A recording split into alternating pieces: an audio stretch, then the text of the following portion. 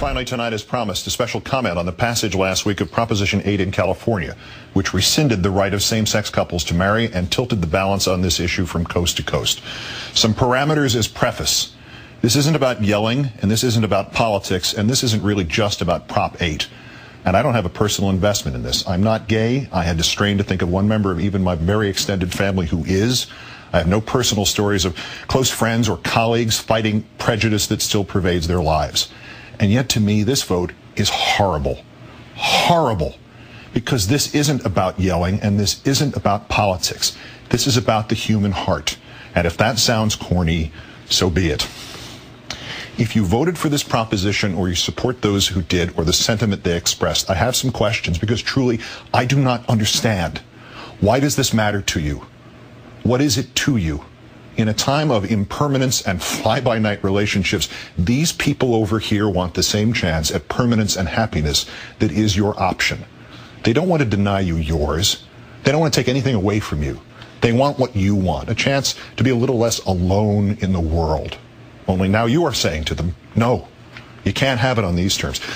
Maybe something similar if they behave, if they don't cause too much trouble. You'll even give them all the same legal rights, even as you are taking away the legal right which they already had.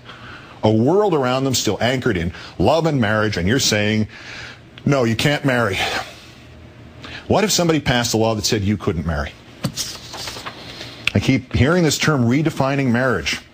If this country hadn't redefined marriage, black people still couldn't marry white people. 16 states had laws on the books which made that illegal in 1967. 1967.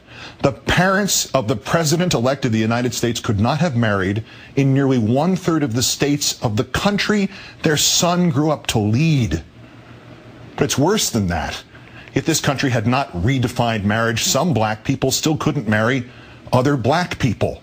It is one of the most overlooked and cruelest parts of our sad history of slavery. Marriages were not legally recognized if the people were slaves. Since slaves were property, they could not be legally husband and wife, nor mother and child. Their marriage vows were different. Not until death do you part, but until death or distance do you part. Marriages among slaves were not legally recognized. You know, just like marriages today in California are not legally recognized if the people are gay. And uncountable in our history are the number of men and women forced by society into marrying the opposite sex in sham marriages, or marriages of convenience, or just marriages of not knowing. Centuries of men and women who have lived their lives in shame and unhappiness, and who have, through a lie to themselves or others, broken countless other lives of spouses and children, all because we said a man could not marry another man, or a woman could not marry another woman.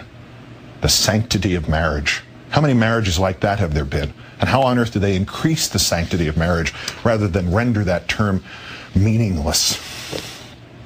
What is this to you? Nobody is asking you to embrace their expression of love. But don't you as human beings have to embrace that love? The world is barren enough. It is stacked against love and against hope and against those very few and precious emotions that enable us, all of us, to go forward. Your marriage only stands a 50-50 chance of lasting, no matter how much you feel and how hard you work. And here are people overjoyed at the prospect of just that chance and that work just for the hope of having that feeling.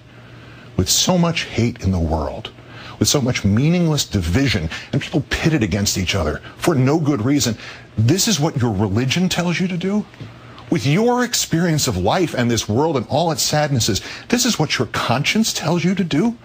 With your knowledge that life, with endless vigor, seems to tilt the playing field in which we all live in favor of unhappiness and hate, this is what your heart tells you to do?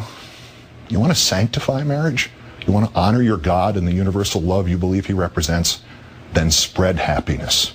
This tiny symbolic, semantical grain of happiness. Share it with all those who seek it. Quote me anything from your religious leader or book of choice telling you to stand against this.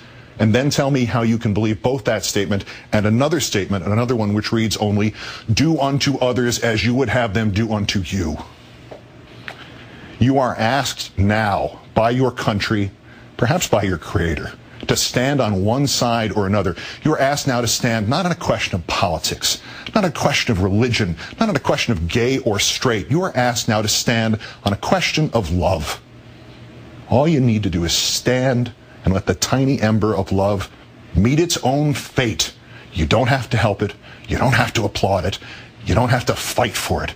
Just don't put it out. Just don't extinguish it. Because while it may at first look like that love is between two people you don't know and you don't understand and maybe you don't even want to know, that love is in fact the ember of your love for your fellow person.